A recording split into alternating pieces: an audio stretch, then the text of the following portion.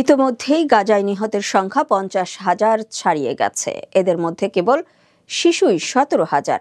ইসরায়েলের 17 মাসে নির্বিচার হামলায় অবরুদ্ধ উপত্যকাটিতে এত বেশি শিশু নিহত হওয়ার মধ্য দিয়ে একটি পুরো প্রজন্মই ধুলায় মিশে গেছে বলে উল্লেখ করা হয়েছে আল জাজিরার এক প্রতিবেদনে। এতে বলা হয়েছে, এটি বেশ বিষণ্ণ ও ভয়ঙ্কর এক মাইল ফলক। যেসব শিশু স্বপ্ন দেখত, যাদের উচ্চাশা ছিল, যারা জীবনে বড় কিছু করতে চাইতো, তারা আজ হারিয়ে গেছে। প্রতিবেদনটিতে আরও উল্লেখ করা হয়, নিহতের প্রকৃত সংখ্যা তার চেয়ে আরও বেশি। গাজার স্বাস্থ্য বিভাগ শুধু নথিবদ্ধ হতাহতের হিসাব রেখেছে। এমন অসংখ্য নিহত ব্যক্তিকে কবর দেওয়া হয়েছে যাদের নথিবদ্ধ করেনি স্বাস্থ্য মন্ত্রণালয়। তাছাড়া অনেকেই নিখোঁজ রয়েছে, তাদের ভাগ্যে কি ঘটেছে তা নিশ্চিত করে বলা যাচ্ছে না।